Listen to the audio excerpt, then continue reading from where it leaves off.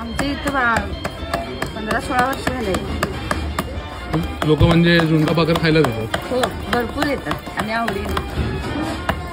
तुम्ही इकडे यायचं तर काय सांगायचं, कोणाकडे यायला? तुमचं नाव काय? आमच्या स्टॉलचं नाव आहे प्रेमपूजा. प्रेमपूजा. तू येशील काय माझ्या फिरतेची राणी, तू होशील काय गोमुसंगतीनं माझ्या तू येशील काय.